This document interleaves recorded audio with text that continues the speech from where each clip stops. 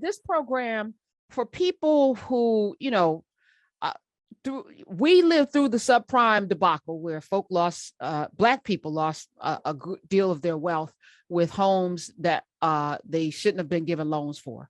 Right. What I love about NACA, if you're patient, if you can endure the process, that not only are you going to get a great interest rate and one that you can, his interest rate is in the ones, which I'm like jealous about. He's like, I was able to buy down. So we bought down all the way to 1.75. I was like, that's beautiful, but you're going to set people up to win. So talk about the founding of NACA and what it is that you guys do. Sure. So I started NACA 36 years ago. So I come out of the union movement with the Hotel Workers Union. And, starting back in the mid 80s, we said, okay, what is this union going to do in Boston that is going to really benefit its membership and the communities where our members live? We said, well, we need housing. We need to be able to live close to where we work. So what did we do? We negotiated the first ever housing trust fund. And this is money paid by the hotel owners for down payment and for closing cost assistance. But it didn't work because the lenders are racist and they wouldn't lend on conventional terms. So an individual named Miles Iyamo, he was a broker he's a broker in Boston. He said, do you know about hard money, predatory lending? So for 2.5 years, we did the research and we took on the issue of predatory lending. And we actually coined the term back in the campaign in Boston. And then over the years, we've built this program. So the first victory we did was there's a 4.5-year war against Fleet Bank. And we won that war. And as a result of that war, we said, they had to settle the $8 billion in city program. They settled the losses, but we got $140 million of the best mortgage in this country. And now we've taken that $140 million and we have $20 billion. And so what does that mortgage do? Well, it overcomes the 4 major roadblocks to affordable home ownership. Number one, people need down payment and closing costs. You have to have a lot of money. So what is the solution? No down payment and no closing costs, because people work hard, but it's tough to save that money. Second, restrictive underwriting based on credit score. Well, we shouldn't do lending based on credit score. We should do lending based on what people control in their payments. So if I have a low credit score because I have an unaffordable medical bill, have to go to a hospital, have to get doctor's care, I shouldn't be penalized for that. So what does that mean? That means you don't use credit score, but you look at payments that the home buyer controls over the last 12 months, maybe extending it to 24 months, but what they control. So it's called character-based lending. Number 3, unaffordable terms. So I'm going to push back a little bit, Karen, when you said, during the mortgage crisis, you're exactly right. Millions and millions of African-American homeowners lost their homes, but not because they couldn't afford it. It's because they were making the payments on time up until February of 2008.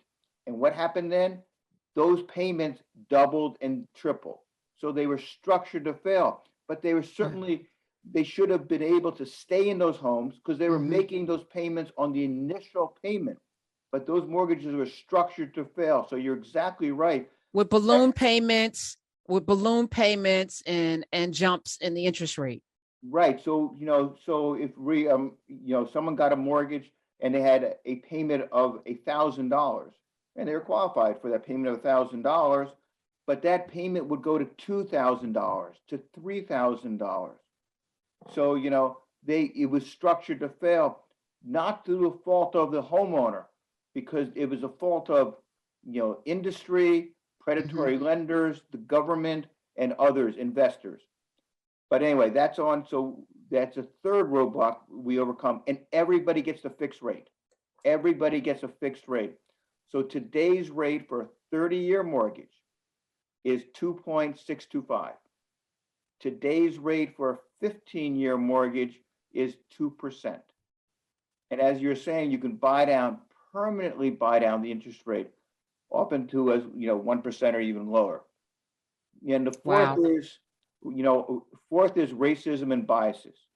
So what do? We make sure that when someone comes to NACA, we counsel them, we get them ready for home ownership, and then they become a desirable customer for realtors, sellers, and lenders.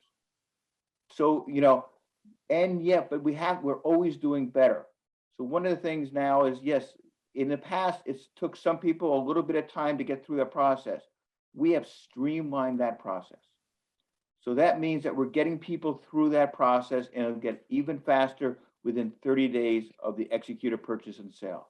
So not only is it the best mortgage in America, overcoming the 4 major roadblocks to home ownership, but it's the fastest, most streamlined process out there. So it's one of those things that sounds too good to be true. But All right, well, I'm gonna scratch the surface, the brighter it shines.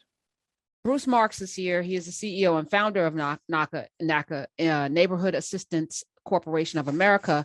I've had a few people go through and they complained about the counselors. Some of the counselors, they had some bad experiences. Some of the things were delayed. It was really, disorganized. And I feel like, city to city, state to state, you're going to have different levels of expertise.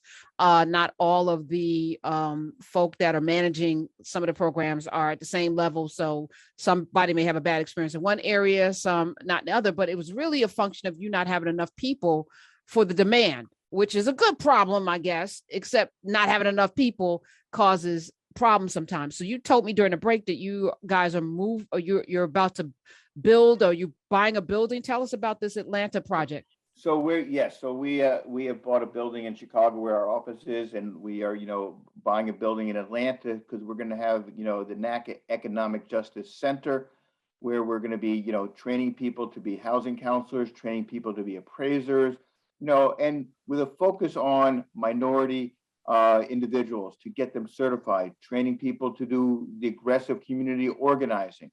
But yes, we're a HUD certified counseling agency.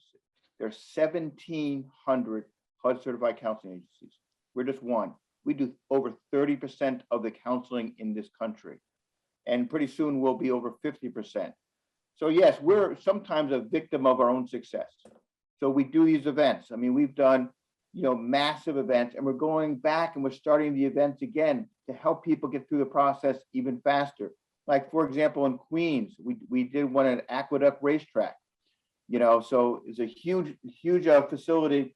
And, that was 2 years ago. That was 3 years ago, actually, that we did that.